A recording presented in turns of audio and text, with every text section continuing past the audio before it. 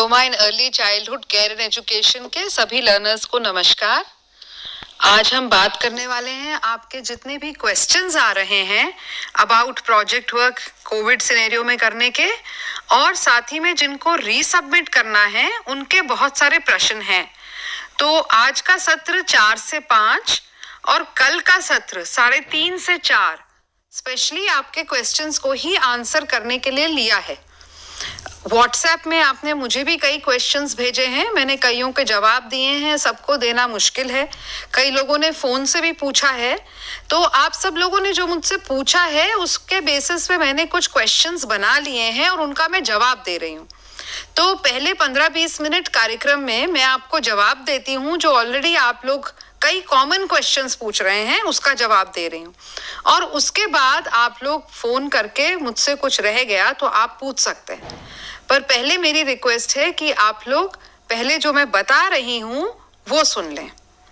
तो सबसे पहले बातचीत मैं करूंगी जिन स्टूडेंट्स को रीसबमिट करना है, जिनकी मार्क लिस्ट में रीसबमिट दिखा रहा है और उनको प्रोजेक्ट वर्क दोबारा करना है, उनके बारे में मैं बता रही हूँ। जिनको रीसबमिट करना है उनको कमेंट शीट आएगी, हो सकता है अभी तक नहीं आई है, थोड़ा समय लगता है पहुंचने में, आप उसका वेट करें। पर मेन बात जो मुझे सबको कहनी है कि कमेंट शीट का वेट करना चाहें तो करें, पर मेरा सुझाव होगा कि आप अपना प्रोजेक्ट वर्क दोबारा शुरू कर लें, क्योंकि मोस्ट कमेंट शीट्स में इवैल्यूएटर के यही कमेंट हैं। और जिनको रीसबमिट मिला है उनके कुछ क्वेश्चंस हैं कि क्या मैं वही प्रोजेक्ट फाइल दोबारा सबमिट कर सकती हूँ कुछ करेक्शंस करने के बाद।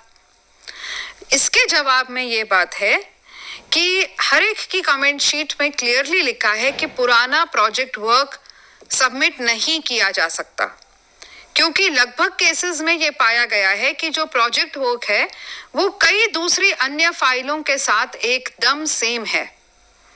इसलिए जो पुराना प्रोजेक्ट वर्क है वो दोबारा नहीं दिया जा सकता। आपको कमेंट शीट में केवल कुछ उदाहरण बताए हैं कि क्या दिक्कतें हैं प्रोजेक्ट वर्क में, केवल कुछ उदाहरण बताए हैं, क्योंकि एक एक चीज को बताना संभव नहीं है। तो इसलिए जैसे मान लो लिखा है कि क्रिया सत्र की रिपोर्ट बहुत संक्षिप्त है, उदाहरण के लिए क्रिया सत्र 4, 6, 12, तो इसका मतलब ये नहीं है कि केवल 4, 6, 12 की ही संक्षिप्त है रिपोर्ट। लगभग सभी रिपोर्टें संक्षिप्त हैं, वो केवल उदाहरण बताया है। तो ये नहीं है कि आप वो पुराने प्रोजेक्ट वर्क की वो रिपोर्ट अब आप बड़ी कर देंगे और वो सबमिट हो जाएगा। और सबसे मेन बात जो मैंने बताई कि कई प्रोजेक्ट वर्क एक दूसरे से हूबहू मिलते जुलते हैं, इस केस में ये एक बहुत गलत मामला हो जाता है, इसलिए आपको उसको प्रोजेक्ट फाइल को दोबारा ही बनाना होगा। तो ये बात मैंने यहाँ पे आपको इस बात के लिए क्लियर करी। दूसरी बात, कुछ कॉमन क्वेश्चन जो आपका आ रहा है वो आ रहा है कि हम प्रोजेक्ट वर्क कब सबमिट कर सकते हैं। तो हमारा 30 नवंबर की गाइडलाइंस हैं, वही लेटेस्ट आपको फॉलो करनी है। आपने जब भी प्रोजेक्ट वर्क शुरू किया उसके 1 महीने बाद आप प्रोजेक्ट वर्क सबमिट कर सकते हैं।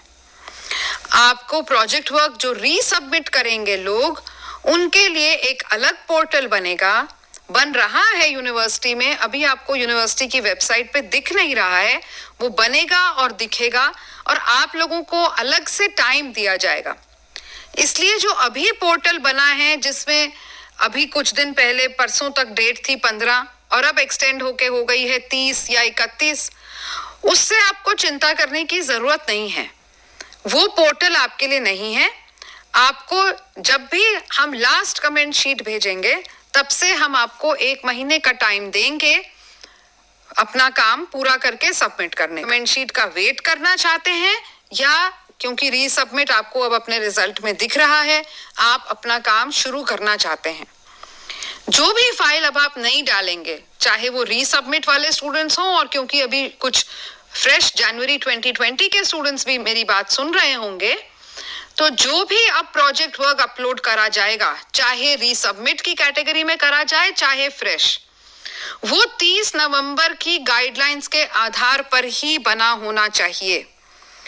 ये गाइडलाइंस पहले भी थी, सितंबर में भी यही गाइडलाइंस थी, जुलाई में भी। थोड़ा थोड़ा बदलाव आता जाता है। मेनली आपके काम करने में कोई बदलाव नहीं है। वही जो काम हमने आपको 27 में या 8 जून की गाइडलाइंस में दिया था कि पहले फेज में 2 वीडियो, फिर एक्टिविटी सेशंस 1 बच्चे के साथ या 2 बच्चे के साथ, और फिर उसके बाद करिकुलम, और उसके भी एक्टिविटी सेशंस मॉक करना, और जो मॉक कर रहे हैं वो यूट्यूब से देखें, वही काम है। 30 नवंबर की गाइडलाइंस में मेन बात यह है कि हमने अनेक्षर्स नए कर दिए हैं। अब आपकी फाइल में वो नए अनेक्षर होना बहुत जरूरी है। अनेक्षर 1A और 1B जो आपका सेल्फ सर्टिफिकेशन है कि हमने ओरिजिनल काम किया है, और 1B गाइड का सर्टिफिकेशन है कि उसने जांचा है कि आपका काम ओरिजिनल है। साथ में 3A अनेक्षर नया दिया है जो गाइड जिसमें नंबर लगाएगी, और अनेक्षर 7 है जो आपकी गाइड की एजुकेशनल क्वालिफिकेशन का है। इसमें से कोई भी अनेक्षर अलग से मुझे ईमेल मत करें। पिछली बार लगभग 2000 लोगों ने केवल मुझे अनेक्षर 7 ईमेल कर दिया था। आप अगर मुझे कुछ मेल करते हैं वो आपकी प्रोजेक्ट फाइल के साथ जुड़ता नहीं है, क्योंकि मेरा कोई प्रोजेक्ट सेल के साथ मेरा कोई रिलेशनशिप नहीं है कि मैं उनको आपका सामान दे सकूं। तो आप अपना पूरा अनेक्षर्स अपनी ही फाइल में रखेंगे। कुछ लोग अभी भी मुझे अपना पूरी फाइल का PDF भेज रहे हैं। मेरी कोई अथॉरिटी नहीं है फाइल रिसीव करने की। अगर आप मुझे फाइल भेजेंगे और पोर्टल पे अपलोड नहीं करेंगे तो वो चेक नहीं होगी। अगर पोर्टल पे अपलोड कर दी है तो भी मुझे भेजने की जरूरत नहीं है, मैं कोई चेकिंग अथॉरिटी नहीं हूं अलग से। तो सबको पोर्टल पे ही अपलोड करना बहुत जरूरी है। मुझे बिल्कुल ना अनेक्षर भेजे ना फाइल भेजे। एक क्वेश्चन आपका आता है कि फेज 1 में हमें 2 वीडियो एनालाइज करने हैं, पर फेज 1 तो 5 दिन का है, तो क्या हम इन 2 वीडियो को तोड़ तोड़ के 5 दिन में लिखें या 5 अलग अलग रिपोर्ट बनाएं? तो ऐसी बात नहीं है। आप फेज 1 के जो 2 वीडियो हैं उनकी पहले एक वीडियो की रिपोर्ट लिख दें, फिर दूसरे की।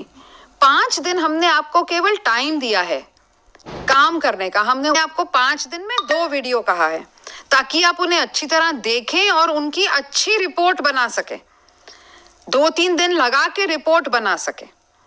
अब आप कह रहे हैं हम टाइम कैसे दिखाएंगे अपनी डेट्स, तो मेरा सजेशन है आप कवर जो पहला पेज फेज 1 का है वहां शुरू करिए, वहां लिखिए फेज 1, फिर डेट डाल दीजिए। मान लो आपने आज डेट करी तो 17 दिसंबर टू 23 दिसंबर डेट डाल दीजिए और अंदर अपनी 2 रिपोर्ट डाल दीजिए।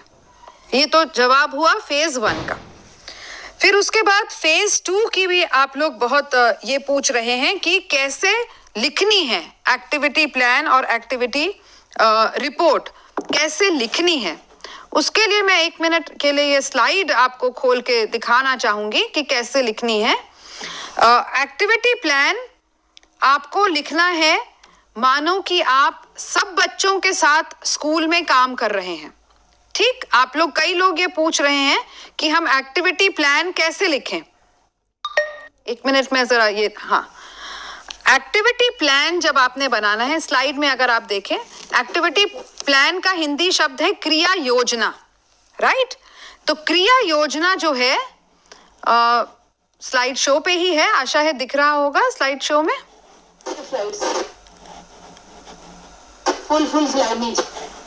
फुल स्लाइड का आइकन दिखने में फ्रॉम द बिगिनिंग अगर मैं करूं, ओके फ्रॉम द बिगिनिंग, हाँ, एक मिनट दें जरा। हाँ, ये देखिए एक्टिविटी प्लान जो आपने सेकंड फेज में लिखना है हिंदी में होगा क्रिया योजना, सही। तो क्रिया योजना आपका शीर्षक बन जाएगा। उसके बाद जो प्रोजेक्ट मैनुअल में 30 एक्टिविटी दी हैं, 30 एक्टिविटी आपको उसी क्रम में करनी है। तो मान लो पहली एक्टिविटी है सूक्ष्म क्रियात्मक विकास या बाहरी खेल, तो आप लिखेंगे क्रिया योजना 1 और उसका टाइटल होगा बाहरी खेल, ये आपकी टाइटल हो जाएगी। उसके बाद जैसे हम स्लाइड में देख रहे हैं, नेक्स्ट हेडिंग आपका एक्टिविटी प्लान के लिए होगा गोल ऑफ द एक्टिविटी, यानी क्रिया का लक्ष्य। यहां आप लिखेंगे कि ये बाहरी खेल से बच्चों का क्या विकास होगा, how will this activity foster development. एक गोल हो सकता है, 2 गोल हो सकता है। फिर आप लिखेंगे क्रिया की विषय वस्तु, डिस्क्रिप्शन ऑफ द एक्टिविटी। विषय वस्तु वर्ड समझने में मुश्किल हो रही है तो उसका मतलब है वर्णन। हम जस्ट ये बताएं हम क्रिया कैसे करेंगे, और ये फ्यूचर टेंस में रहेगी क्योंकि अभी आप तो प्लान कर रहे हैं। तो आप बोलेंगे मैं इतनी सामग्री लूंगी, ये 20 बच्चों के लिए काफी होगी, इसको मैं ऐसे व्यवस्थित करूंगी, फिर मैं बच्चों से ये कहूंगी, जैसे भी हम उसे लिखेंगे। दोबारा रिपीट कर रही हूं, प्लानिंग जो है वो पूरी क्लास के लिए योजना बनानी है। क्लास में हमारे पास 15 या 20 बच्चे हैं, ठीक। और अगला हमारा हेडिंग होगा उस एक्टिविटी प्लान का या क्रिया योजना का, सामग्री। हमें क्या सामग्री चाहिए, क्या ये सामग्री आपके स्कूल में उपलब्ध होगी या आप बनाएंगे, यह बताएंगे हम, ठीक। तो क्रिया योजना हेडिंग हो गया आपके पेज में, और उसके आगे आप क्रिया का शीर्षक लिख देंगे, जैसे कहानी सुनाना या रंग के ऊपर सत्र आयोजित करना, ये आपका शीर्षक हो गया। जो 3 चीजें डिटेल में बतानी है, फिर से एक बार स्लाइड को देख लें क्योंकि इसमें आप लोगों को बहुत कंफ्यूजन है। डिटेल में आप लिखेंगे क्रिया का लक्ष्य, फिर डिटेल में आप लिखेंगे क्रिया का विवरण, वर्णन और मटेरियल्स रिक्वायर्ड, ठीक। तो ये आपका एक्टिविटी प्लान हुआ। अब आप में से कई लोग ये पूछ रहे हैं कि एक्टिविटी प्लान तो हमारी पूरी क्लास के लिए है, पर करनी हमें एक बच्चे के साथ है। हाँ, करनी आपको 1 या 2 बच्चे के साथ है। फिर आपका ये भी प्रश्न है कि वो बच्चे हमें कहाँ मिलें, क्या हम स्कूल वाले बच्चे ले सकते हैं। तो मुझे जो आप लोगों से फोन पे बातचीत से समझ में आई है, आप लोगों के कुछ के स्कूल खुल गए हैं, पर बच्चे वहां पे अभी पढ़ाई के लिए नहीं आ रहे हैं, वो जस्ट माता पिता भेज रहे हैं।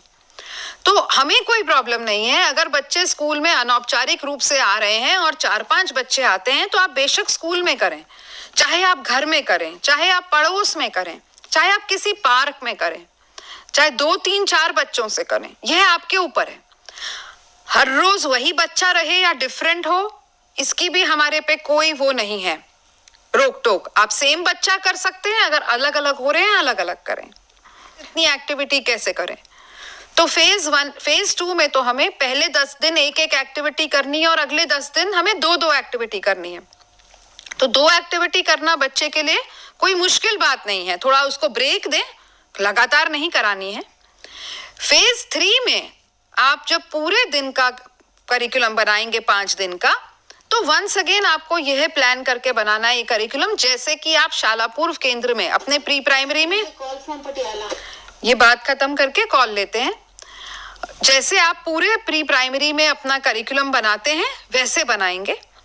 हर दिन आपने जो 3-4 क्रिया लिखी हैं, तो हाँ, आप बच्चे को बीच बीच में गैप दे दें। पूरा फ्लेक्सिबिलिटी है, हमने सारा सिचुएशन आपके कन्वीनियंस के लिए बनाया है, अपने कन्वीनियंस से बनाएं। केवल हम ये चाहते हैं कि आपकी प्रोजेक्ट रिपोर्ट में हमें ये नजर आए कि आपको अर्ली चाइल्डहुड के पढ़ाने लिखाने की समझ है और आपका काम आपका अपना काम है, किसी के साथ किया नहीं गया। जी, पटियाला से कॉल दे दें। गुरदासपुर। जी, गुरदासपुर, कॉल पूछें आप अपना प्रश्न। हेलो मैम, सत श्री अकाल।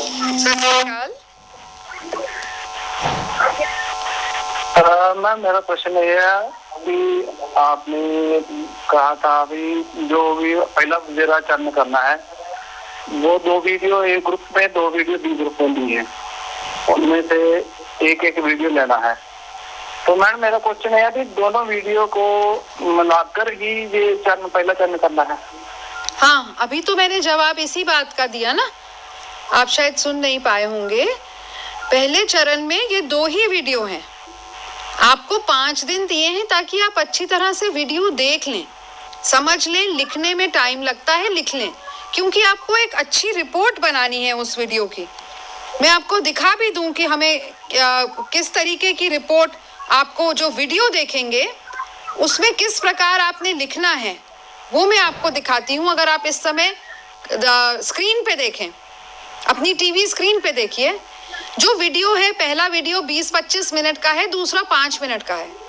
उसमें कुछ एक्टिविटीज हैं, तो पहले तो आप नोट करेंगे कितनी एक्टिविटीज हैं, 2, 3, 4, 5। हर एक्टिविटी का वर्णन करेंगे। कंटेंट मतलब आप बताएंगे उस एक्टिविटी में टीचर ने क्या किया, उसने उस एक्टिविटी के लिए क्या टीचिंग एड यूज किया, उस एक्टिविटी में बच्चों का रिस्पॉन्स क्या था, उस एक्टिविटी का आपके हिसाब से लक्ष्य क्या था, उस एक्टिविटी में कितने बच्चे थे और आपको वीडियो में क्या लग रहा है उनकी उम्र क्या होगी। आप पूरा तो नहीं कह सकते अंदाजन, क्या वो एक्टिविटी बच्चों की उम्र के लिए उचित थी आपके हिसाब से, हाँ या ना, और आपके रीजन। और अगर आप उस एक्टिविटी में इम्प्रूवमेंट करना चाहेंगे तो क्या करेंगे। तो अगर उस 25 मिनट के वीडियो में 5 एक्टिविटी है, आपको हर एक्टिविटी के लिए ये बात लिखनी है। इसको सोचने समझने करने में टाइम लगेगा, इसलिए 5 दिन का टाइम दिया है। तो ये 2 वीडियो, एक छोटा एक बड़ा, जब आप एनालाइज कर लेंगे तो आपका फेज 1 खत्म है। आपको क्लियर हो गया? हाँ ठीक है मैम, क्लियर हो गया मैम। एक बात और, तो मैम हमारा रिजल्ट आया है एक, उसमें LAB1, LAB2, LAB3 लिखा हुआ। तो मैम LAB जो 1 है उसमें 84 नंबर है, LAB2 में 20 नंबर है और आगे नॉट कंप्लीट लिखा हुआ है। जो नॉट कंप्लीट है, मैं इस समय आपको ग्रेड कार्ड का डिटेल एक्सप्लेनेशन तो नहीं बता सकती हूँ। ये जो आपको दिख रहा है ये आपके सब चीज के नंबर 100 में से हैं, ठीक है। तो जो आपका लैब 3 है, 100 में से आपको 20 नंबर मिले हैं। हमारे कोर्स के हर कंपोनेंट में पास होने के लिए 35 नंबर चाहिए। तो हर कोर्स में जब आपके पास आपको हर कोर्स DEC 1 में टर्म एंड एग्जाम है और असाइनमेंट है, वो लैब कहलाता है। DEC 2 में टर्म एंड एग्जाम है और असाइनमेंट है। DEC 3 में टर्म एंड एग्जाम है और असाइनमेंट है। हर ये जो 6 की 6 चीजें हैं, इसमें आपको 100 में से 35 नंबर कम से कम चाहिए। किसी भी एक चीज में अगर 35 नंबर से कम आएंगे तो वो चीज इनकम्प्लीट है, वो आपको दोबारा करनी है। जब आपको रियल ग्रेड कार्ड मिलेगा तो ये नंबर नहीं दिखेंगे आपको नंबर, क्योंकि टर्म एंड एग्जाम के फाइनल 70% वेटेज है, तो 70% वेटेज के हिसाब से नंबर दिखेंगे और लैब की 30% वेटेज है तो 30% के हिसाब से नंबर दिखेंगे। पर वो नंबर भी आप पास नहीं कहलाए जाएंगे क्योंकि आपके वो 35 नंबर नहीं है। तो जो आप सब लोग अभी ग्रेड कार्ड देख रहे हैं, जो भी नंबर देख रहे हैं, ये 100 में से है। अगर आपको किसी भी चीज में से 100 में से 35 नहीं मिले हैं तो यानी आपका वो काम कंप्लीट नहीं हुआ है। और आपको अगर असाइनमेंट है तो आपको दोबारा असाइनमेंट देना होगा, आप भर दें। अभी तारीख चल रही है असाइनमेंट की, आप ये देखें कौन से वाले कोर्स की लैब आपकी कंप्लीट नहीं हुई है, वो असाइनमेंट तुरंत करें और भेज दें, तो आपका काम हो जाएगा। Clear? Ma'am thank you ma'am, clear. Ma'am एक सवाल पूछे। तो मैम जो प्रोजेक्ट अब करना है, तो मैम जिस डेट से हमें मैसेज आया है रीसबमिट का, तो उस रीसबमिट से जो डेट मेंशन करनी है, जो पहले कह रहे थे 30 दिसंबर तक जो वो सबमिट करना होगा, तो मैम डेट हम कौन सी मेंशन करें प्रोजेक्ट में? मैंने आपको 2 दिसंबर की टेलीकॉन्फ्रेंसिंग में कहा था, जो कुछ लोगों को मेरी बात ठीक नहीं लगी, मैंने तब कहा था कि रिजल्ट का वेट करे बिना आप प्रोजेक्ट वर्क शुरू कर दीजिए। तो मेरे हिसाब से अगर आपने अपनी डेट, अपने प्रोजेक्ट वर्क रिजल्ट आने से पहले ही आप काम शुरू कर सकते थे। आपने अगर पहले से 2 दिसंबर से ही मेरे कहने से काम शुरू कर दिया तो आप 2 दिसंबर की डेट डालें, क्योंकि एटलीस्ट मेरी तो सलाह आप लोगों को थी कि आप तभी से काम शुरू कर दीजिए। आई होप मेरी बात क्लियर है। मैम जो हाँ पूछ लीजिए। लुधियाना। हाँ लुधियाना पूछिए। हेलो। हाँ मैडम बोले। हाँ जी मैम, हमने गाइड के बारे में पूछना था। पूछे। हाँ जी मैम, जो हमने पहले गाइड बनाया था वो अब फॉरेन चले गए हैं। हमारे पास अब गाइड है जो बीएड टीचर हैं, उन्होंने सेमिनार वगैरह भी लगाए हैं प्री प्राइमरी के, हम उन्हें गाइड बना सकते हैं? हाँ बिल्कुल बना सकते हैं। उनको अनेक्षर 1 भी जरूर दिखा दीजिएगा कि उनको आपके हर वीडियो देखने हैं।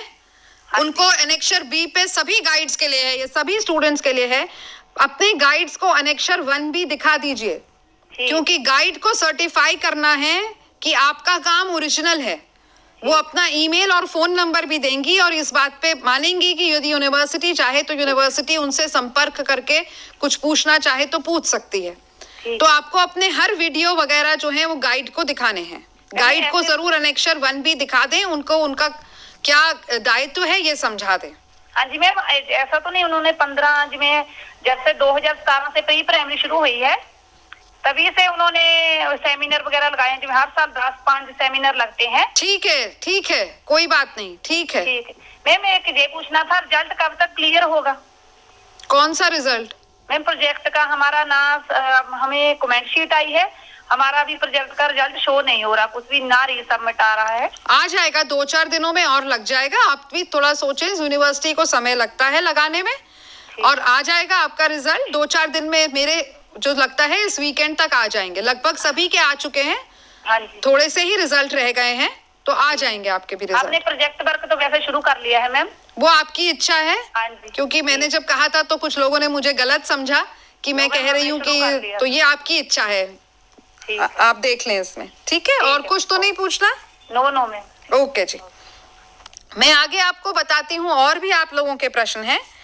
आप लोगों में से कुछ लोग ये पूछ रहे हैं कि वीडियो तो हमने जो कहा है कि 3-4 मिनट का बनाओ, पर एक्टिविटी तो बड़ी होती है। तो बिल्कुल सही है, आप लोग कुछ सोच रहे हैं कि क्योंकि हमने कहा है कि 3-4 मिनट का वीडियो बनाओ तो एक्टिविटी 3-4 मिनट में खत्म करनी है। नहीं, ऐसा नहीं है। हमने कहा है कि आप 3-4 मिनट का वीडियो बनाओ ताकि आपके ऊपर ज्यादा मुश्किल ना पहुंचे। आपकी एक्टिविटी तो कोई भी आप करेंगे 15-20 मिनट से तो कम कुछ होगा नहीं ना, वरना वो तो कोई एक्टिविटी नहीं कहलाई जाएगी। ऐसा तो नहीं कहेंगे ना आप बच्चे को कि ये लो जाओ, वो पेड़ है, पेड़ को छू के वापस आ जाओ और एक्टिविटी खत्म। ये तो हम नहीं करेंगे। तो हमें तो एक कोई अच्छी एक्टिविटी बनानी है जिसमें बच्चे का विकास हो। ध्यान ये रखिएगा। तो 3 से 5 मिनट का टाइम इसलिए कहा है कि आपको कम से कम समय में आप कुछ काम करके अपने गाइड को दिखा सकें। क्योंकि याद रखिए, गाइड को आपको नंबर देने हैं 10 नंबर जो आपके लिखित एक्टिविटी प्लान के, 10 नंबर जो आप रिपोर्ट लिखेंगे।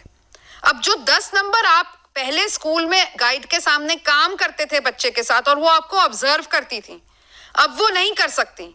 इसलिए आपने वो छोटा सा एक वीडियो हर एक्टिविटी का बना के गाइड को दिखाना है। तो एक्टिविटी तो 15-20 मिनट की होगी, वीडियो आप छोटा बना के गाइड को दिखाएंगे। और अगर कोई पूरे वीडियो बना के दिखाना चाहता है तो वो आपके और गाइड के बीच में है, हमें कोई फर्क नहीं पड़ता। आप पूरे वीडियो बना के भी गाइड को दिखाएं। जी, फरीदकोट की कॉल दे दें। हेलो जी मैम, मैं नितिन बात कर रहा हूँ। जी मैडम, मैंने ना अपना फॉर्म अप्लाई किया था इंग्लिश मीडियम में। हिंदी और तमिल की ऑप्शन आ रही है ना उसमें। हाँ, तो इंग्लिश मीडियम मैडम कोई मटेरियल नहीं मिल रहा है, ना कोई बुक्स मिल रही है, ना गाइड मिल रही है। आपने कब अपने आप को एनरोल किया? मैडम हो गए 15 डेज के आसपास, न्यू अप्लाई किया अभी। तो यूनिवर्सिटी को थोड़ा टाइम लगता है, आप थोड़ा सा 1-1.5 महीना वेट करिए, आपको मिल जाएंगी किताबें। हिंदी मीडियम की किताबें भी तो लोगों को नहीं आई होंगी ना, जो भी न्यू एडमिशन तो है उनको अभी मार्केट में आ गई है ना हिंदी की, तो काफी। मार्केट मुझे पता नहीं मार्केट में क्या आया है। मेरी आपको सलाह है कि इग्नू के मटेरियल से ही पढ़ें, कुंजियों से ना पढ़ें। यहाँ मैं केवल इग्नू की बात कर रही हूँ, मार्केट की नहीं। हम आपको स्टूडेंट को मटेरियल भेजते हैं, हमारी वेबसाइट पे असाइनमेंट रहते हैं, और हम आपको बहुत क्लियर शब्दों में कहते हैं कि केवल इग्नू का मटेरियल यूज करके इग्नू से ही पढ़ें। मार्केट में क्या मिल रहा है इसका ना मुझे पता है, ना मेरे को इसके ऊपर कुछ कहना है। आपको आप यूनिवर्सिटी के स्टूडेंट एनरोल हुए हैं, आपको यूनिवर्सिटी मटेरियल भेजेगी। मैडम एक मैंने बात और पूछनी थी। हाँ, जो पीसीपी वगैरह लगाने होते हैं जो है, हमने क्या चीज? जो पीसीपी जैसे बच्चों को पढ़ाते हैं, जो कुछ भी है। हाँ बिल्कुल, उसका भी टाइम वगैरह, टाइम टेबल सारा कुछ आपको सब मिलेगा। आप अभी 15 दिन ही एनरोल हुए हैं, अभी आपकी एनरोलमेंट कंफर्म होगी, आपको सब मिलेगा। आपके पास पूरा साल भर है काम करने के लिए। आपको सब, जब आपने भरा था प्रोग्राम के बारे में, प्रोग्राम गाइड में पढ़ा था, तो आपने देखा था उसमें 4 कोर्स हैं। चौथा कोर्स है प्रोजेक्ट वर्क। प्रोजेक्ट वर्क में आपको बच्चों के साथ काम करना है। ये जो सारी बातचीत आप सुन रहे हैं ये प्रोजेक्ट वर्क के रिलेटेड ही है। अगर आप सुनेंगे तो आपको इसमें आपको और थोड़ा सा समझ आएगी कि क्या करना है प्रोजेक्ट वर्क में। बाकी 30 नवंबर की गाइडलाइंस, आप कहाँ से रीजनल सेंटर से हैं? नहीं, मैं फरीदकोट से बात कर रहा हूँ, पंजाब से। पंजाब से, तो आपका रीजनल सेंटर खन्ना होगा ना? हाँ जी खन्ना। हाँ, तो खन्ना की वेबसाइट एक्सप्लोर करते रहिए। खन्ना बिल्कुल अप टू डेट इंफॉर्मेशन है खन्ना की वेबसाइट में। 30 नवंबर की गाइडलाइंस हैं जहां पे हमारी प्रोजेक्ट में क्या करना है वो लिखा है। आपको समझने में थोड़ी कठिनाई इसलिए होगी कि अभी तक आपके पास प्रोजेक्ट मैनुअल नहीं है। ई ज्ञान कोश के 3 वीडियोस के लिंक्स हैं। ये सभी स्टूडेंट्स को मैं कह रही हूँ कि जहां आप अटकें कि अब अगला हमें क्या करना है, क्योंकि गाइडलाइंस अंग्रेजी में है पर आपके रीजनल सेंटर ने उनको पंजाबी में भी अपलोड किया है। फिर भी अगर सुन के ज्यादा बेहतर समझ आती है तो 2 दिसंबर को जो 1.5 घंटे का यहाँ से सेशन गया था, उनके ई ज्ञान कोश के लिंक्स खन्ना के सेंटर पे हैं। वो सेंटर की साइट, जब तक आपके पास टाइम है और मटेरियल नहीं आ रहा है, आप ये साइट एक्सप्लोर करिए। और इग्नू का ई ज्ञान कोश, इग्नू की एक वेबसाइट है ई ज्ञान कोश, उस पे आपको soft copy English material, Hindi material, सबकी जो इग्नू की कॉपीज हैं वो मिलेंगी। ई ज्ञान कोश की साइट एक्सप्लोर करिए। जब तक आपको हार्ड कॉपी में मटेरियल नहीं आता वहां से पढ़िए। ठीक है मैम, ठीक। ओके, तो मैं वीडियोस की आपको बात बता रही थी। आई होप ये वीडियोस जो फेज 2 के हैं इसका लोगों को क्लियर हो गया है कि ये नहीं कि 3 मिनट की एक्टिविटी बनानी है और ना ये घबराना है कि एक्टिविटी बहुत लंबी है तो हम इतने लंबे लंबे वीडियो कैसे करेंगे। कुछ लोगों ने पूछा है कि क्या हम वीडियो जो लेते हैं उसकी फोटो अपनी फाइल में लगाएं। बिल्कुल लगाएं। हम तो कहेंगे हर एक्टिविटी की फोटो लगाएं अगर आप लगा सकते हैं। एक एक एक्टिविटी भी काफी, एक एक फोटो भी हर एक्टिविटी के लिए काफी है। जो भी चीज ये प्रमाण दिखाती है कि आपने अपना काम स्वयं किया है वो आप जरूर लगाएं। जी पटियाला, बताएं। पटियाला बताएं आप। हाँ जी मैम, गुड इवनिंग मैम। जी गुड इवनिंग।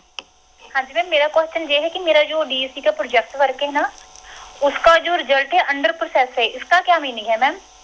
इसका मतलब यही है कि आपका रिजल्ट अभी लगेगा। अंडर प्रोसेस मतलब लगेगा, लग जाएगा। जो मैंने अभी बताया 2-3 दिन में, वीकेंड तक सभी रिजल्ट लग जाने की उम्मीद है। लगभग 80% रिजल्ट लग चुके हैं। जो 20 ओके। अच्छा मैम, इसका मतलब है कि हम पास हो भी सकते हैं और नहीं भी। हाँ, श्योर नहीं है कि हो सकते हैं। एग्जैक्टली, बिल्कुल। मतलब अभी आपका रिजल्ट लगा नहीं है तो आप पास भी हो सकते हैं, नहीं भी। बिल्कुल सही। Okay ma'am, thank you ma'am. Okay. कुछ लोग ये पूछते हैं कितना लंबा लिखें, रिपोर्ट कितने पेज की लिखें। तो हमारे पे पेज की कोई बात नहीं है। मैंने अभी आपको बताया कि वीडियोस की रिपोर्ट लिखने में आपको क्या क्या लिखना है। मैंने आपको बताया कि एक्टिविटी प्लान जब आप करेंगे आपको क्या क्या लिखना है। जो एक्टिविटी प्लान आप बनाएंगे उसको फिर आपको एक बच्चे के साथ करना है। ठीक है, एक्टिविटी प्लान आपका होगा सारी क्लास के लिए। मानो आप लिखेंगे कि मैं पेंटिंग की क्रिया आयोजित करूंगी, तो जब आप एक्टिविटी प्लान यानी क्रिया योजना में उसका वर्णन कर रहे हैं तो वर्णन इस प्रकार करिएगा कि क्लास के 20 बच्चे हैं तो अब क्या करेंगे आप, कैसे आप कितना पेपर लेंगे, कितना मटेरियल लेंगे, इस तरीके से आप बताएंगे। ओके, रोपर आप बताएं। हेलो। हाँ जी मैम। हाँ जी मैम। सत श्री अकाल। सत श्री अकाल। हाँ हेलो। हाँ जी। सत श्री अकाल मैडम। सत श्री अकाल जी। सत श्री अकाल मैम, ਜਿਹੜੀਆਂ ਵੀਡੀਓ ਬਣਾਉਣੀਆਂ ਬੱਚਿਆਂ ਦੀਆਂ ਇਹ ਤਾਂ ਨਹੀਂ ਅਪਲੋਡ ਕਰਨੀਆਂ? नहीं, वीडियो अपलोड आप कहीं करने की कोई जगह ही नहीं है तो आप कहाँ अपलोड करेंगे। कोई हम आपको बताते किसी जगह पे तब आप अपलोड करेंगे। वीडियो केवल आपको अपनी गाइड को दिखाना है। ठीक, परंतु जैसे हमारे स्कूल खुल रहे हैं मैम, जैसे स्कूल खुल रहे हैं ना हमारे, तो हम वहाँ पे सोशल डिस्टेंसिंग रख के वहाँ पे बच्चे को लेके कर सकते हैं? मैडम, अभी मैंने इन दोनों क्वेश्चन का ही आंसर पहले दिया था, तो आप आगे भी जुड़े रहें, सुनते रहें जो मैं कह रही हूँ। क्योंकि आप जब सिर्फ ये सोचते हैं कि मैं फोन मिलाऊंगी तो मैं और जो बहुत चीजें बोलती हूँ वो रह जाती हैं। तो ये वही एक केस हो रहा है। इसलिए सभी से निवेदन है कि सभी बात सुन लें पहले। वीडियो आप अपलोड नहीं करेंगी पर आपको अपने गाइड को हर वीडियो दिखाना है, क्योंकि गाइड ने ये सर्टिफाई करना है अनेक्षर 1B में कि हाँ मैंने हर वीडियो देखा, तभी आपको वो 10 में से नंबर देंगी। ठीक। और जो आपका दूसरा प्रश्न यही था कि सॉरी, दूसरा प्रश्न क्या पूछे आप? मैम कि बच्चे जैसे हम, हाँ, बच्चे आपके स्कूल में आ रहे हैं, राइट। तो मैं जैसे कह रही हूँ, आप में से कई लोगों ने ये बात कही है, तो आपको बच्चे जहां भी मिले आप काम करें, नॉट अ प्रॉब्लम।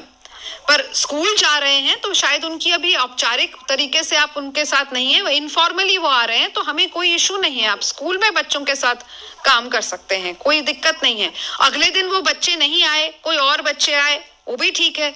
अगले दिन आप स्कूल नहीं गए, अपने घर में ही किसी पड़ोस के बच्चे के साथ काम किया, वो भी ठीक है, राइट? ठीक है मैम, ठीक है मैम, ठीक है। और एक बात ये पूछनी थी कि जैसे मैसेज आ रहा है टेक्स्ट मैसेज फीस का या मतलब 650 का, वो तो मेल या कुछ भी नहीं आया मैम, बस उसमें शो हुआ ग्रेड कार्ड में भी, मतलब रीसबमिट प्रोजेक्ट। क्या मैडम, आपकी शुरू की बात मुझे समझ नहीं आई, जरा दोबारा बोले। मैम जैसे हमारा ना प्रोजेक्ट वर्क का रीसबमिट ग्रेड कार्ड में शो हुआ है, राइट, और उसका कोई भी टेक्स्ट मैसेज या मतलब कोई भी ईमेल नहीं आई, आ जाएगी। तो इसका मतलब, हाँ, ओके, इसका मतलब प्रोजेक्ट को दोबारा रीसबमिट करना है। हाँ, रीसबमिट का मतलब, सबको फिर से मैं क्लियर कर दूं, रीसबमिट का मतलब ये नहीं है कि आपने जो पहले फाइल सबमिट करी थी उसे दोबारा सबमिट करते हैं, नहीं। हाँ जी, हाँ जी, हाँ जी। रीसबमिट का मतलब है आपने जो पहले काम दिया वो पूर्ण रूप से ठीक नहीं पाया गया, और अब आपको नए तरीके से नया काम करके नई फाइल बनानी है। वो पुरानी ही फाइल को ठीक ठाक करके नहीं डाला जा सकता, क्योंकि जैसे मैंने कहा है, कई लोगों की एक जैसी फाइल है, ठीक। तो रीसबमिट की कमेंट शीट भी आप तक पहुंचेगी। कमेंट शीट पहुंचने में थोड़ा समय लगता है, क्योंकि वो ईमेल के थ्रू भेजनी पड़ती है सबकी अलग अलग, थोड़ा सा उसमें समय लगता है। हाँ जी। तो ये आपकी इच्छा है, आप कमेंट शीट का वेट करके काम करेंगे या पहले से ही काम शुरू कर देंगे, आपकी इच्छा। नहीं मैम, काम शुरू कर दिया मैंने 2 तरीक से ना, पहले ही आप 20 दिन पहले सुना था। ठीक है, और कुछ? Thank you ma'am. ओके, हाँ जी, अमृतसर बताएं। Hello ma'am, good evening ma'am. Good evening ma'am, मेरा क्वेश्चन ये था कि जो आपने ना गाइडलाइंस में वीडियो डाली हुई है, तो वो ना पूरी की पूरी हमने अच्छी तरह से देखी है, और उसमें ना जो टाइमिंग की एक्टिविटी है ना, वो 1-1 मिनट बाद में चेंज हो जाती है। तो जब 1 मिनट के टाइम का भी हमने वो विश्लेषण और अवलोकन करना है, टाइमिंग जो है उसकी 2 to 3 रखनी है, या 1 मिनट का ही हम कर सकते हैं? जो एक्टिविटी, देखिए वीडियो बना हुआ है, बेस्ट चीज तो नहीं है, है ना, बहुत अच्छी चीज तो नहीं है कि केवल हम 25 मिनट के वीडियो को ही एनालाइज करें, पर इस समय कोरोना सिचुएशन में हमारे पास और कोई चारा भी नहीं है। तो आप जो वीडियो में, अगर आपको लगता है कि 1 मिनट बहुत कम था, तो उसके ऊपर आपको जो भी अपना एनालिसिस लिखना है वो लिख दीजिए। 2 या 3 मिनट की एक्टिविटी है, क्योंकि वीडियो तो सब कुछ इकट्ठा कर करके बनाया गया है ना। वो तो जस्ट अपने वीडियो का पर्पस ये नहीं था कि आपका उसमें इस तरीके से रिपोर्ट लिखानी है, पर अब हम उस चीज को यूज कर रहे हैं। तो मैं बात आपकी समझ रही हूँ कि कोई चीज सिर्फ 1 मिनट के लिए दिख रहा है तो उसमें आप क्या लिखें। तो जितना भी एक्टिविटी अगर 1-1.5 मिनट के लिए लिख रहा है, उसमें आपको जो समझ में आता है उसको लिख दीजिए। ठीक है मैम। जैसे मैम मेरे को 1 मिनट से लेके 3 मिनट तक की एक्टिविटी समझ लगी है। हाँ। और उसके बाद में जो 1 मिनट की थी, वो जैसे एक्टिविटी नहीं थी, अदर्स थी, जहाँ प्रैक्टिस थी, उसको हम टाइम जो है वो कट कर सकते हैं उसमें से? नहीं, आपको जो दिख रहा है ना उसको उसी टाइम के हिसाब से लिख दीजिए, क्योंकि अगर आप नहीं लिखेंगे तो फिर आपका इवैल्यूएटर ये मानेंगे कि आपने वो देखा ही नहीं, है ना। आप लिख दीजिए, उसमें लिख दीजिए 1 मिनट की थी, इसमें हमें इतना ही विश्लेषण करने के, बहुत ज्यादा मटेरियल नहीं है जिसका हम विश्लेषण करें, है ना। उस वीडियो में मटेरियल नहीं है कि हम उतना विश्लेषण करें। एक मैम जो 3rd पार्ट है ना, उसकी कंफ्यूजन है कि वो हमने क्या स्कूल जाकर करना है, जहाँ जो पहले बच्चों 2nd पार्ट के बच्चों से जो भी हमने कार्य घर में किया है, जहाँ पार्क में किया है, और 7 डेज का भी कार्य उन्हीं पर ही हमने करना है। मैडम, कंफ्यूजन क्यों है मुझे पता नहीं। गाइडलाइंस में कहीं लिखा नहीं है कि आपको स्कूल जाना है। गाइडलाइंस के शुरू में ही कह रखा है कि क्योंकि स्कूल बंद हो गए हैं इसलिए हम आपको यह सब बोल रहे हैं। नो मैम, मेरे को किसी ने गाइड किया था कि लास्ट 7 डे वाला जो है वो स्कूल में ही जाकर करना है, मैंने इसलिए आपसे। हाँ, मुझे बहुत अच्छा, थैंक यू, आपने ये बात बोली कि मुझे किसी ने गाइड किया था इसलिए मुझे लग रहा है। Yes ma'am. तो मेरा हाथ जोड़ के सभी से निवेदन है, किसी के कहने पे अपना काम मत करिए।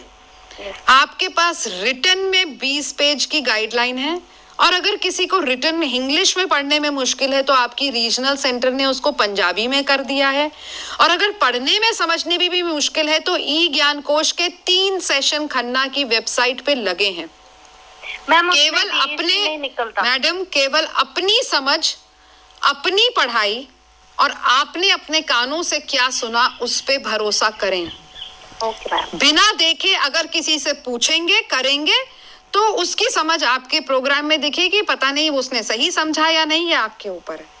तो मेरा सबसे रिक्वेस्ट है कि आधा दिन निकाल के पहले गाइडलाइंस पंजाबी या अंग्रेजी में पढ़ लें, और जो आधे आधे घंटे के 3 वीडियो हैं, एक दिन भी देखने की जरूरत नहीं है। आप पहले फेज 1 के वीडियो देख लें, फिर फेज 2 के, फिर फेज 3 का, पर केवल अपनी द्वारा पढ़ी गई और सुनी गई बात पे विश्वास करें और वही काम करें। किसी का ने कहा था पे मत जाइए, दोबारा रीसबमिट आप करेंगे तो किसी के कहने पे गलत सबमिट हो गया तो आपके पास बिल्कुल चांस नहीं रहेगा कुछ भी करने का। ओके, तो मैम एक और क्वेश्चन था कि जो पहला पार्ट है ना, उसके 2 ही अवलोकन करने हैं ना, दोनों वीडियो के एक। मैडम, तीसरी बार मेरे को बताने में कोई दिक्कत नहीं है, मैं तीसरी बार भी रिपीट कर देती हूँ, पर आप जब लिखित गाइडलाइन में ये लिखा है तो आप उस पे भरोसा क्यों नहीं करते? हमने जब लिखा है कि 2 ही वीडियो हैं तो और ज्यादा क्यों आ जाएंगे? लिखित चीज है, ई ज्ञान कोश पर भी सॉरी आपके वो जो वीडियोस हैं उसमें भी बोली गई है, तो फिर इसमें क्यों आप लोग कंफ्यूज हो रहे हैं? क्योंकि मुझे ये लगता है मेरे पास लगभग 200 फोन आते हैं, लगभग 100 व्हाट्सएप मैसेज हैं, मुझे उस समय लगता है कि कितना समय वेस्ट कर रहे हैं आप लोग मुझे फोन करके। सब बात तो बिल्कुल क्लियर है, जो लिखी हुई बात है, जो ई ज्ञान कोश के वीडियोस पे सुनी गई बात है, उस पे आप प्लीज पूरा भरोसा रखें। Okay ma'am. मैं कुछ अलग से आपको नहीं बताऊंगी जो ऑलरेडी वहां पे लिखा हुआ या वो नहीं है। कुछ क्वेश्चंस हो सकते हैं, पर बेसिक गाइडलाइंस जो अपलोड की गई हैं उन पे भरोसा रखें, वही काम ही करना है। ओके, तो कुछ लोग जैसे पूछते हैं कितने पेज का लिखें, तो हमें पेज से नहीं है, ये नहीं कि आपका कहानी सुनाने का सत्र था क्रिया योजना तो आपने 1.5 पेज की कहानी लिख दी तो नंबर मिल जाएंगे, नहीं। पूरा इस चीज के ऊपर जो प्रोजेक्ट वर्क से हम क्या समझना चाह रहे हैं, प्रोजेक्ट वर्क से हम ये देखना चाह रहे हैं कि आपकी कितनी समझ बनी है कि अलग अलग क्रियाएं किस क्षेत्र में बच्चे का क्या बढ़ावा करती हैं।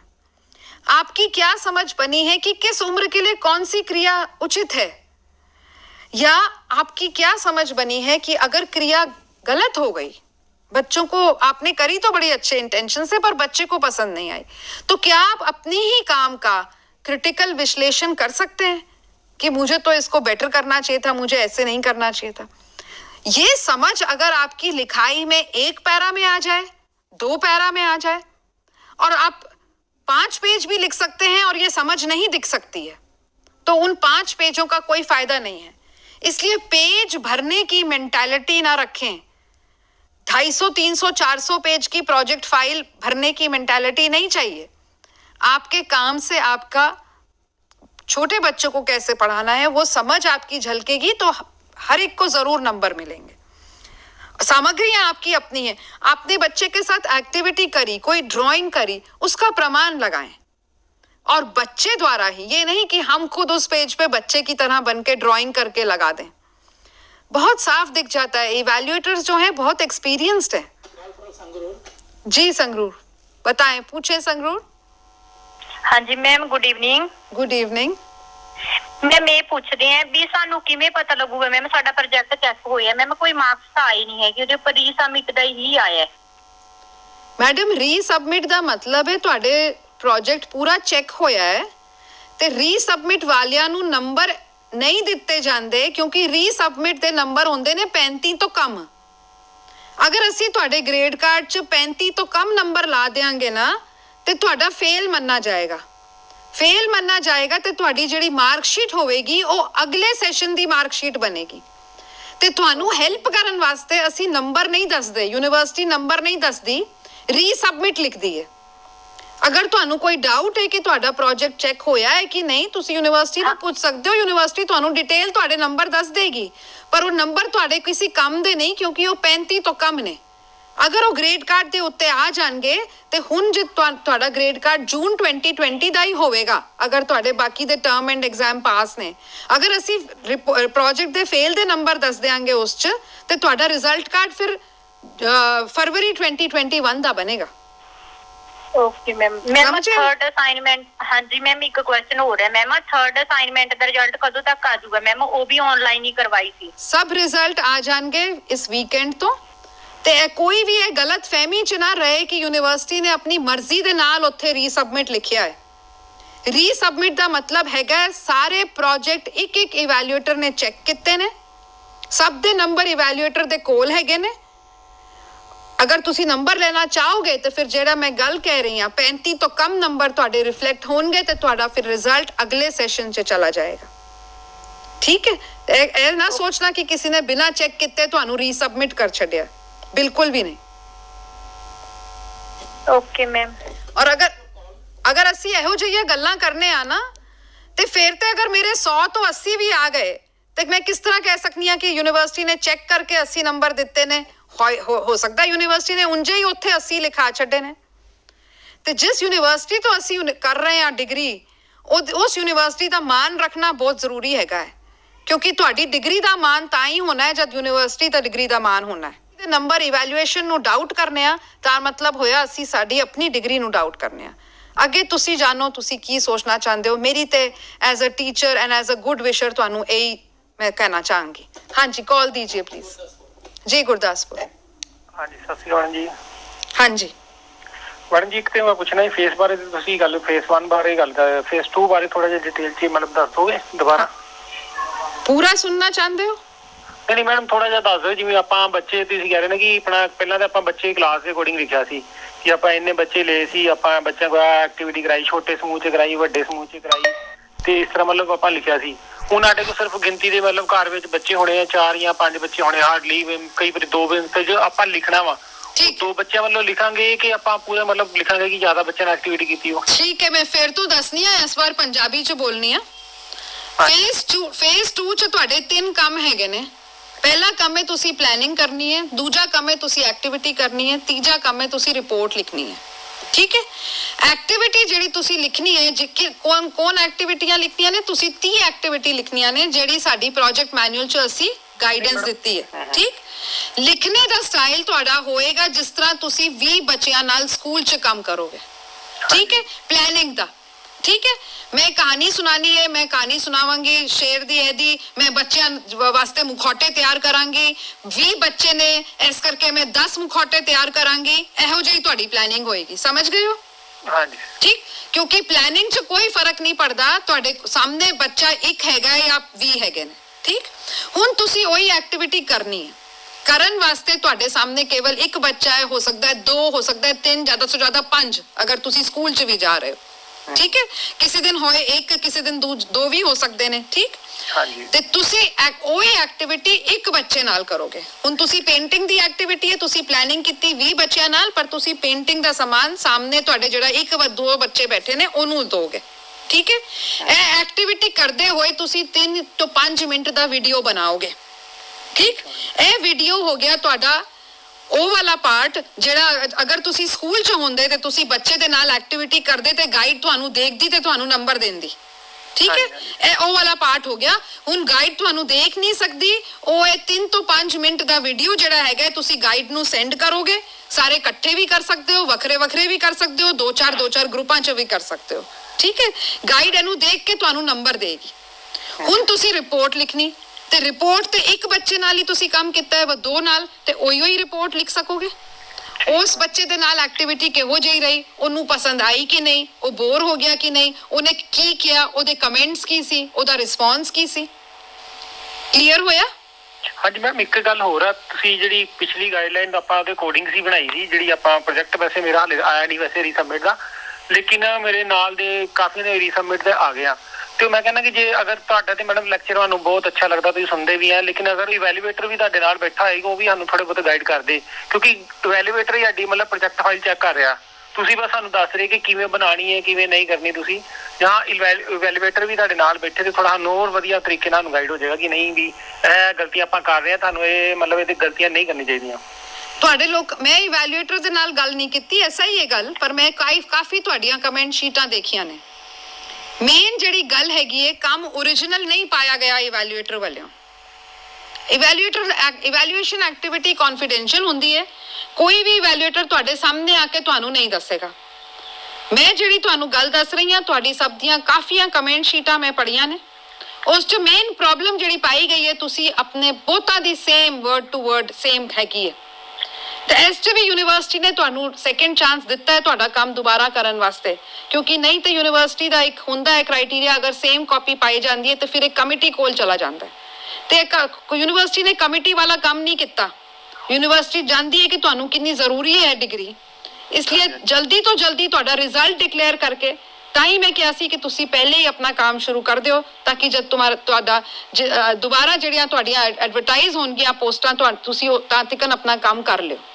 ਤੇ ਇਵੈਲੂਏਟਰ ਨੇ ਵੀ ਇਹੀ ਕਹਿਣਾ ਜਿਹੜੀ ਗੱਲਾਂ ਮੈਂ ਕਹਿ ਰਹੀ ਹਾਂ। ਪਿਛਲੀ ਵਾਰ ਇੱਕ ਹਿੰਦੀ 'ਚ ਅਸੀਂ ਸਲਾਈਡ ਦਿਖਾਈ ਸੀ, ਤੁਸੀਂ ਅਗਰ ਈ ਗਿਆਨ ਕੋਸ਼ 'ਚ ਜਾਓਗੇ ਤੁਸੀਂ ਦੇਖੋਗੇ ਪ੍ਰੋਜੈਕਟ ਵਰਕ में ਕਮੀਆਂ ਕਰਕੇ ਇੱਕ ਮੈਡਮ ਸੀ ਇੱਥੇ ਜੋ ਇਵੈਲੂਏਟਰ ਤਾਂ ਨਹੀਂ ਸੀ ਪਰ ਉਹ ਗਾਈਡ ਸੀ, ਔਰ ਜਦ ਤੁਹਾਡੇ ਵਰਗੇ ਲੋਕ ਉਹਦੇ ਕੋਲ ਆਂਦੇ ਸੀ, ਮਤਲਬ ਉਹ ਦਿੱਲੀ 'ਚ ਗਾਈਡ ਹੈਗੀ ਹੈ, ਪੰਜਾਬ 'ਚ ਨਹੀਂ, ਤੇ ਬੱਚੇ ਕੀ ਗਲਤੀਆਂ ਕਰਦੇ ਨੇ ਉਹਨੇ ਉਹ ਸਾਰਾ ਕੁਝ ਦੱਸਿਆ ਸੀ।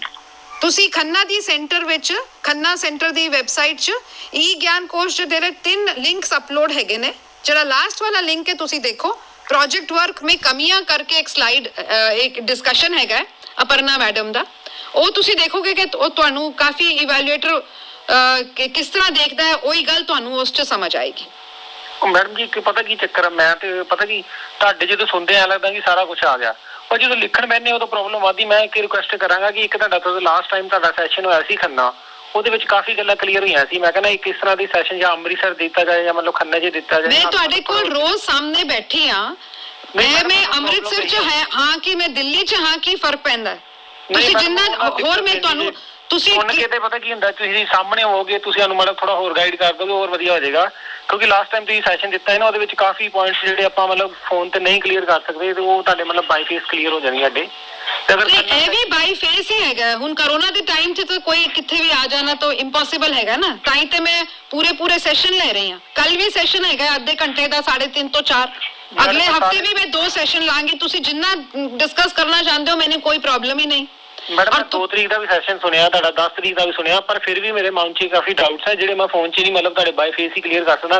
ਨਹੀਂ ਇਹੋ ਜਿਹੀ ਤੇ ਕੋਈ ਗੱਲ ਨਹੀਂ ਹੈ, ਬਾਈ ਫੇਸ ਹੀ ਹੋ ਰਿਹਾ ਹੈ। ਤੁਸੀਂ ਨੌਨ ਸਟਾਪ ਤੁਹਾਨੂੰ ਫੋਨ ਕਾਲ ਮਿਲ ਰਹੀ ਹੈ, ਤੁਸੀਂ ਜਿੰਨਾ ਪੁੱਛਣਾ ਚਾਹੇ ਤੁਸੀਂ ਪੁੱਛੋ, ਕੋਈ ਤੁਹਾਡਾ ਫੋਨ ਨਹੀਂ ਕੱਟ ਰਿਹਾ। ਮੈਡਮ ਕੋਲ ਬਹੁਤ ਮੁਸ਼ਕਿਲ ਨਾਲ ਲੱਗਦੀ ਹੈ, ਮੈਂ ਵੀ ਨਹੀਂ ਤੇ ਹੁਣ ਤੇ ਲੱਗੀ ਹੋਈ ਹੈ ਨਾ, ਤੁਸੀਂ ਪੁੱਛੋ। ਤੁਸੀਂ ਇਸ 'ਚ ਟਾਈਮ ਕਿਉਂ ਵੇਸਟ ਕਰ ਰਹੇ ਹੋ? ਤੁਸੀਂ ਹੁਣ ਪੁੱਛੋ ਨਾ। ਜਿੰਨੀ ਦੇਰ ਤੁਹਾਨੂੰ ਕੋਲ ਲਾਉਂਦੇ ਉਹਨੀ ਤੈਨੂੰ ਗੱਲ ਹੀ ਭੁੱਲ ਜਾਂਦੀ ਕਿ ਮਤਲਬ ਕਿਹੜੀ ਗੱਲ ਕਰਨੀ ਸੀ। ਨਹੀਂ ਇਹ ਤਾਂ ਨਹੀਂ ਹੋ ਸਕਦਾ, ਤੁਸੀਂ ਹੁਣੇ ਪੁੱਛੋ। ਤੁਹਾਡਾ ਕਾਲ ਕੋਈ ਕੱਟ ਨਹੀਂ ਕਰ ਰਿਹਾ, ਅਗਲੇ 10 ਮਿੰਟ ਹੈਗੇ ਨੇ, ਤੁਸੀਂ ਸੋਚੋ 1 ਮਿੰਟ। मैं ता तिकन और गल बोल छड़नी है, तुसी सोचो। इनकी कॉल नहीं कट करिएगा, ये सोच रहे हैं, इनको सोचने दीजिए अपने क्वेश्चन। रविशंकर जी तुसी सोचो, मैं ता तिकन और गल्लां लोकां नूं दसनी है, तुसी अपनी माइंड काम रखो। ਤੁਹਾਡੀ ਕਾਲ ਕੱਟ ਨਹੀਂ ਕੀਤੀ ਜਾਏਗੀ, ਮੈਂ ਇਨਸਟਰਕਸ਼ਨ ਦੇ ਦਿੱਤੀ ਹੈ। ਜਦ ਤੱਕ ਤੁਹਾਡੇ ਸਾਰੇ ਡਾਊਟ ਕਲੀਅਰ ਨਹੀਂ ਹੋਣਗੇ ਤੁਹਾਡੀ ਕਾਲ ਕੱਟ ਨਹੀਂ ਹੋਏਗੀ, ਠੀਕ ਹੈ? ਮੈਂ ਤਾਂ ਤੱਕ ਆਪਣੀ ਪਰ ਗੱਲਾਂ ਹੋਰ ਕਹਿ ਰਹੀ ਹਾਂ, ਤੁਸੀਂ ਜਦ ਵੀ ਚਾਹੋ ਮੈਨੂੰ ਇੰਟਰਪਟ ਕਰ ਸਕਦੇ ਹੋ। अच्छा खुद कट कर दिया, ਤੁਸੀਂ ਖੁਦ ਹੀ ਹੁਣ ਕਾਲ ਕੱਟ ਕਰ ਛੱਡੀ। ਮੈਨੂੰ ਮੇਰੇ ਲੋਕੀ ਇਹ ਕਹਿ ਰਹੇ ਨੇ ਕਿ ਉਹਨਾਂ ਨੇ ਕਾਲ ਨਹੀਂ ਕੱਟ ਕਰੀ, ਤੁਸੀਂ ਖੁਦ ਹੀ ਕੱਟ ਕਰ ਛੱਡੀ ਹੈ। ਅਗਰ ਤੁਸੀਂ ਫਿਰ ਤੋਂ ਕਾਲ ਕਰਨਾ ਚਾਹੋ, ਅਸੀਂ ਇੱਥੇ ਹੀ ਹੈਗੇ ਆ 5 ਵਜੇ ਤੱਕ, ਤੇ ਕੱਲ ਫੇਰ ਹੋਵਾਂਗੇ 3:30 ਤੋਂ 4। ਹਾਂਜੀ ਫਰੀਦਕੋਟ ਜੀ ਦੱਸਿए जी। ਹੈਲੋ ਹਾਂਜੀ ਹਾਂਜੀ ਮੈਂ ਸਤਿ ਸ਼੍ਰੀ ਅਕਾਲ ਜੀ। ਸਤਿ ਸ੍ਰੀ ਅਕਾਲ।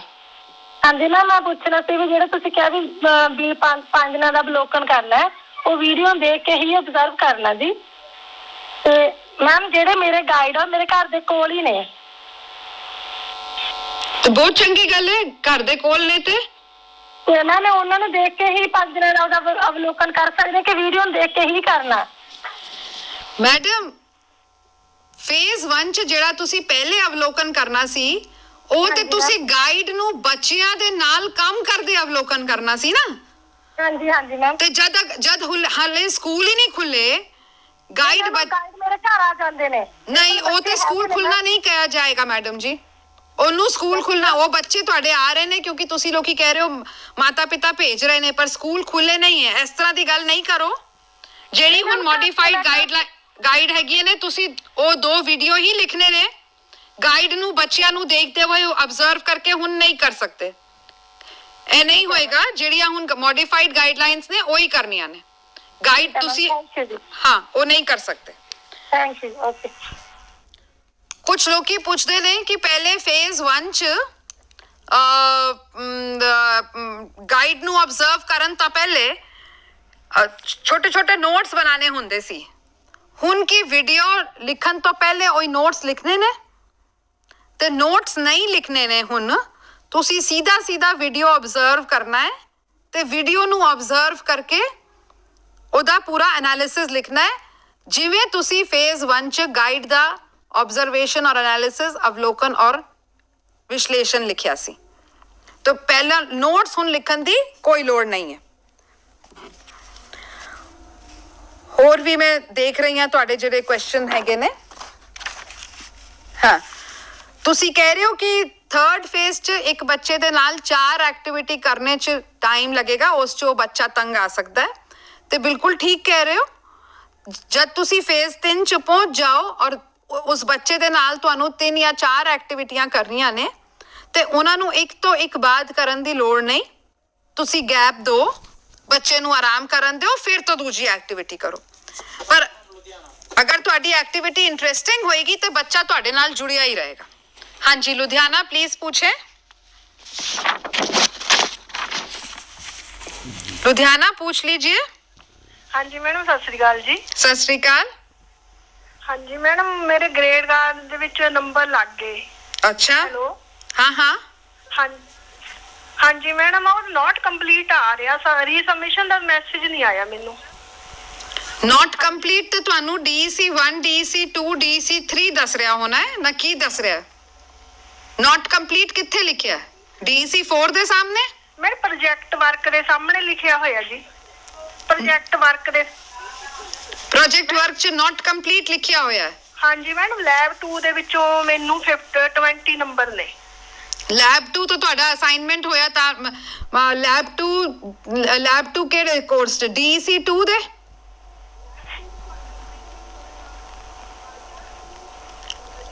लैब 2 ਕਿਹੜੇ ਕੋਰਸ ਦੇ ਸਾਹਮਣੇ ਲਿਖਿਆ ਹੋਇਆ ਹੈ? DEC 2? ਮੈਨੂੰ ਪ੍ਰੋਜੈਕਟ ਵਰਕ ਦੇ ਸਾਹਮਣੇ ਪ੍ਰੋਜੈਕਟ ਵਰਕ ਲਿਖਿਆ ਹੋਇਆ ਉਹਦੇ ਅੱਗੇ। अच्छा प्रोजेक्ट वर्क ਦੇ ਸਾਹਮਣੇ ਤੁਹਾਡਾ 20 ਨੰਬਰ ਲਾਏ ਹੋਏ ਨੇ। हाँ जी मैडम ਉਹਦੇ ਨॉट ਕੰਪਲੀਟ ਆ ਰਿਹਾ ਪ੍ਰੋਜੈਕਟ ਵਰਕ। ਹਾਂ ਤੇ ਮਤਲਬ ਮੈਂ ਹੁਣੇ ਹੀ ਦੱਸਿਆ ਨਾ, ਜਿਹੜੇ ਵੀ ਤੇਰੇ ਤੁਹਾਡੇ ਗ੍ਰੇਡ ਕਾਰਡ 'ਚ ਨੰਬਰ ਨੇ ਉਹ 100 'ਚ ਹੈਗੇ ਨੇ। हाँ जी ਤੇ 100 ਤੋਂ 35 ਤੁਹਾਨੂੰ ਮਿਲਨੇ ਚਾਹੀਦੇ ਸੀ। मैं ਤਾਂ ਕਿਉਂਕਿ 35 ਨਹੀਂ ਹੈਗੇ ਨੇ ਤਾਂ ਕਰਕੇ ਉੱਥੇ ਨॉट ਕੰਪਲੀਟ ਲਿਖਿਆ ਹੋਇਆ ਹੈ, ਉਹਨੂੰ ਰੀਸਬਮਿਟ ਹੀ ਸਮਝੋ। अच्छा जी थैंक यू मैडम। ਹਾਂ क्योंकि 35 नंबर नहीं है ना तो उन्होंने रीसबमिट ही समझना है। ठीक है जी ठीक है ओके जी थैंक यू।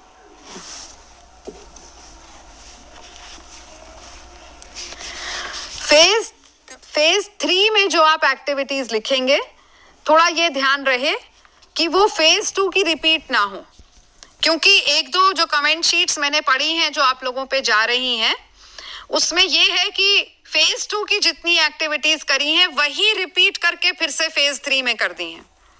तो ये नहीं करिए, क्योंकि फेज 3 में आपको पूरा पॉइंट यही है कि आपको नया एक्टिविटी सोचना है। लिखने में जो मुश्किल, अभी पहले जो एक स्टूडेंट थे जो पूछ रहे थे, तो लिखने में मुश्किल का केवल एक ही बात है कि बस लिखना शुरू कर दीजिए, और जैसे जैसे आप सोच रहे हैं, जो प्लान कर रहे हैं, जो लिख रहे हैं, और रिपोर्ट लिखना तो सबसे ही आसान काम है। जो बच्चे ने लिखा, बच्चे ने जैसे काम किया वैसे ही आपको लिखना है, तो उसमें तो कोई दो बातें वो नहीं है। जैसे भी बच्चे ने किया उसको उसी तरीके से लिख देना है, तो बहुत आसान है। इस चीज से घबराए नहीं। हर रोज की 2-3 एक्टिविटी भी लिख देंगे तो आपका काम हो जाएगा। मेन काम है अपना काम खुद करें और उसमें आपका ये दिखे कि आपको संकल्पनाओं की जो डिफरेंट कॉन्सेप्ट्स हैं उन सब की आप में समझ है।